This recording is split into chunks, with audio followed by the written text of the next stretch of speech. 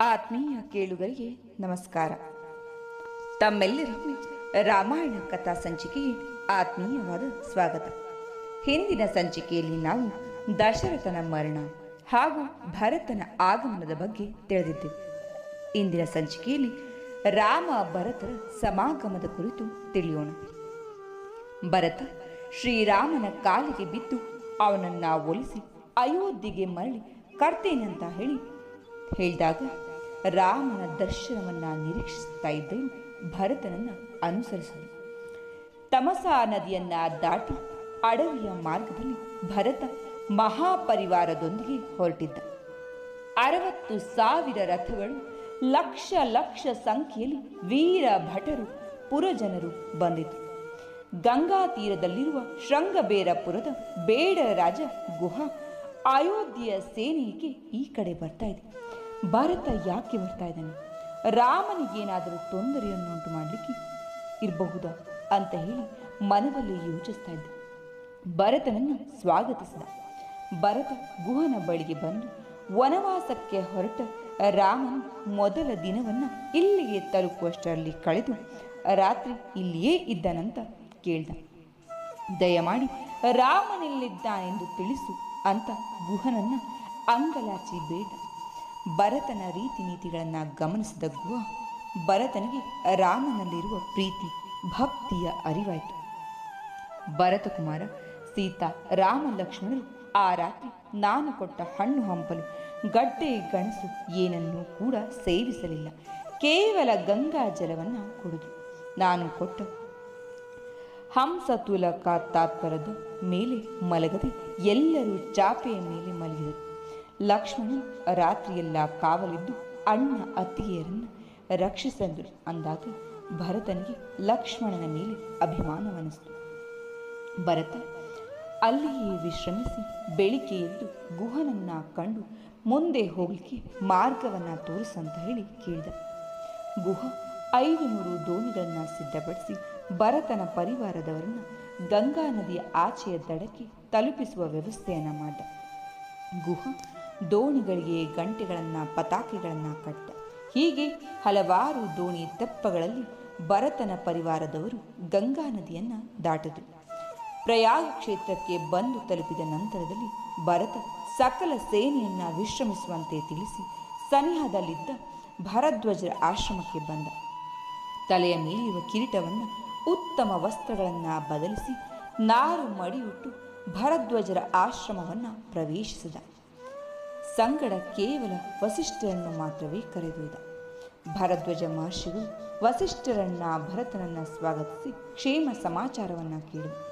ಭರತ, ಮಹರ್ಷಿಗಳೇ, ನಮ್ಮಣ್ಣ ರಾಮನೆಲ್ಲಿದ್ದಾನೆ? ನಾನು ಅವನನ್ನು ಹುಡುಕಿಕೊಂಡು ಬಂದಿದ್ದೇನೆ. ಅವನ ರಾಜ್ಯವನ್ನು ಅವನಿಗೇ ನೀಡಲು ಬಂದಿದ್ದೇನೆ. ದಯಮಾಡಿ ರಾಮನು ಎಲ್ಲಿದ್ದಾನೆಂತ ತಿಳಿಸಿರಿ ಅಂತ ಕೇಳಿಕೊಂಡ. ಭರದ್ವಾಜರು, ಭರತ, ನಿನ್ನ ಮನಸ್ಸು ಕುಸುಮ ಮತ್ತು ಕೋಮಲವಾದದು, ಉದಾರವಾದದು. ಶ್ರೀರಾಮನು ನನ್ನ ಸೂಚನೆಯಂತೆ ಚಿತ್ರಕೂಟ ಪರ್ವತದಲ್ಲಿ ಆಶ್ರಮವನ್ನು ನಿರ್ಮಿಸಿಕೊಂಡಿದ್ದಾನೆ. ಈ ರಾತ್ರಿ ನೀವು ಇಲ್ಲಿಯೇ ಇದ್ದು ನಾಳೆ ಬೆಳಿಗ್ಗೆ ಪ್ರಯಾಣವನ್ನು ಮುಂದುವರಿಸಿ ಅಂತ ಭರದ್ವಾಜರು ಎಲ್ಲರಿಗೂ ಔತಣದ ವ್ಯವಸ್ಥೆಯನ್ನು ಮಾಡಿದರು. ಮಾರನೇ ದಿನ ಬೆಳಿಗ್ಗೆ ಭರದ್ವಾಜರು ಭರತನಿಗೆ ಇಲ್ಲಿಂದ 2.5 ಯೋಜನ ದೂರದಲ್ಲಿ ಚಿತ್ರಕೂಟ ಪರ್ವತವಿದೆ. ಬೆಟ್ಟ, ನದಿ, ಪರ್ವತಗಳು, ಗಿಡ ಮರಗಳು ಅಲ್ಲಿ ಸುಂದರವಾಗಿವೆ. ಸದಾ ಹೂಗಿಡಗಳು, ಹಣ್ಣುಗಳಿಂದ ಕೂಡಿರುವ ಮರಗಳಿವೆ. ಶಾಂತ ವಾತಾವರಣ ಇದೆ.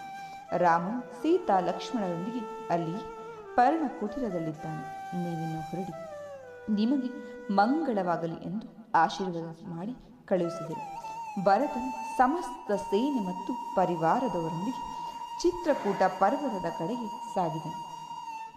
ಭಾರದ್ವಾಜ ಮಹರ್ಷಿಗಳು ತೋರಿಸಿದ ದಿಕ್ಕಿನಲ್ಲಿ ಭರತನು ಮುಂದೆ ಮುಂದೆ ಹೊರಟನು.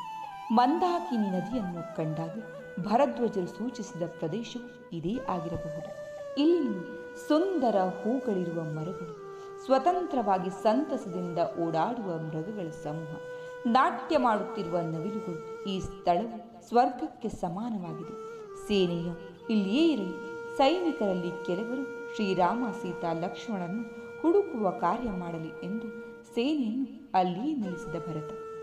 ಸುಮಂತ್ರ ಪ್ರಮುಖರು ಸೇರಿ ಅನ್ವೇಷಣೆಯನ್ನು ಆರಂಭಿಸಿದರು. ಸೈನಿಕರು ಅಡವಿಯಲ್ಲಿ ದಿಕ್ಕು ದಿಕ್ಕಿಗೆ ಸಂಚರಿಸಿ ಸಮೀಪದಲ್ಲಿ ಹೊಗೆ ಏಳುತ್ತಿರುವುದನ್ನು ಗುರುತಿಸಿ ಭರತನಿಗೆ ತಿಳಿಸಿದರು.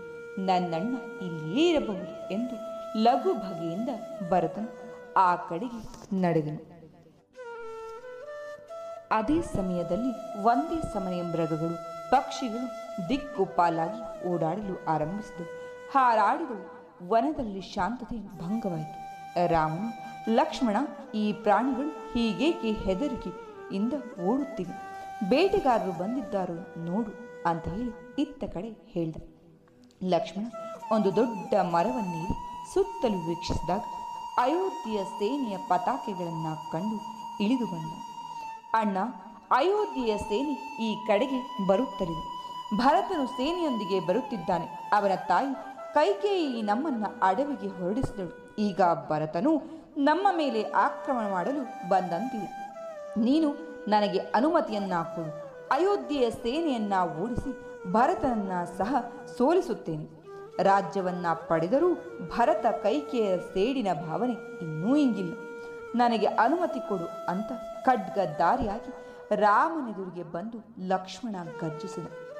ರಾಮ ಲಕ್ಷ್ಮಣನ ತಡೆದು, ಲಕ್ಷ್ಮಣ, ಈಗ ನೀನು ಎಲ್ಲಿಗೂ ಹೋಗಬೇಕಾಗಿಲ್ಲ. ಭರತನು ಯುದ್ಧ ಮಾಡುವ ಆಸೆಯಿಂದ ಇಲ್ಲಿಗೆ ಬರಲಿಲ್ಲ. ಭರತನ ಹಿಂದೆ ಎಂದಾದರೂ ಅಪ್ರಿಯ ಕಾರ್ಯವನ್ನ ಮಾಡಿದ್ದಾನೆ. ನೀನು ಇಷ್ಟೊಂದು ಸೆಟ್ಟಿನಿಂದ ಗರ್ಜಿಸುವುದೇಕೆ? ಭರತನು ಅಂತಹ ವ್ಯಕ್ತಿಯಲ್ಲ. ಅವನು ಇಲ್ಲಿಗೆ ಬಂದಿರೋ ಉದ್ದೇಶ ಏನೆಂದು ನಿನಗೆ ತಿಳಿಯದು. ಕೇಳು, ಭರತ ಅಯೋಧ್ಯೆಗೆ ಬಂದ ನಂತರ ಮೊದಲಿಗೆ ತಾಯಂದಿರನ ಗುರುಗಳನ್ನು ಭೇಟಿಯಾಗಿರುತ್ತಾನೆ. ಅವರಲ್ಲಿ ತನ್ನ ದುಃಖವನ್ನು ತಿಳಿಸಿ ಈಗಾಗಲೇ ಅಣ್ಣನು ವನವಾಸಕ್ಕೆ ಹೋಗಿದ್ದನ್ನು ಚರ್ಚಿಸಿ ತಾನು ರಾಜ್ಯವನ್ನು ಸ್ವೀಕರಿಸಿ ರಾಜ್ಯವನ್ನು ನನಗೆ ಕೊಡಲು ಬರುತ್ತಿದ್ದಾನೆ.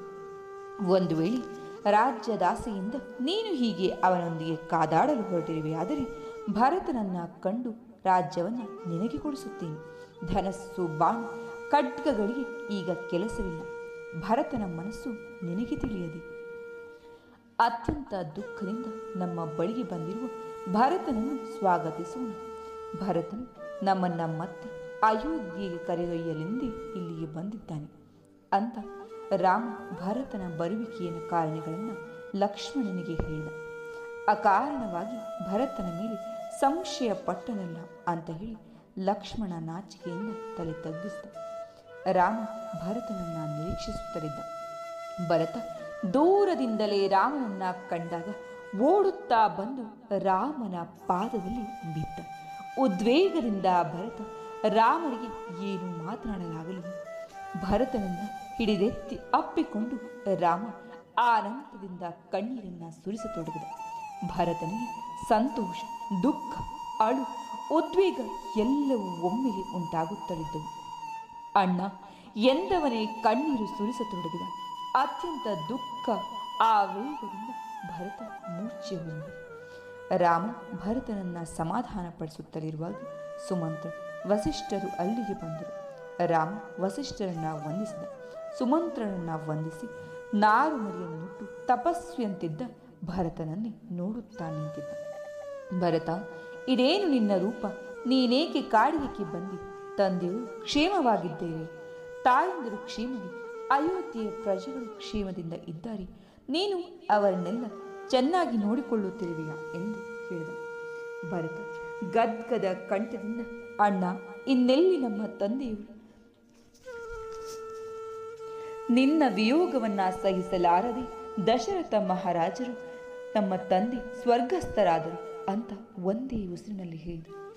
ದಶರಥ ಮಹಾರಾಜರು ಮರಣ ಹೊಂದಿದ ಸುದ್ದಿ ಕೇಳಿದ ತಕ್ಷಣದಲ್ಲಿ ಸೀತಾರಾಮ ಲಕ್ಷ್ಮಣರು ಮೂರ್ಛೆ ಹೊಂದಿದರು.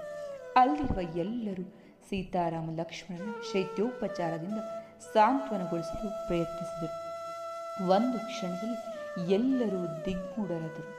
ತಂದೆಯ ಮರಣದ ವಿಷಯ ತಿಳಿದ ಲಕ್ಷ್ಮಣನಲ್ಲಿ ರಾಮ, ಸೀತಾ, ಲಕ್ಷ್ಮಣರು ದುಃಖಪಟ್ಟು ಏನು ಮಾಡಬೇಕಂತ ತಿಳಿದಿದ್ದಾಗ ಸುಮಂತ್ರ ವಸಿಷ್ಠರು ಸಮಾಧಾನ ಮಾಡಿದರು.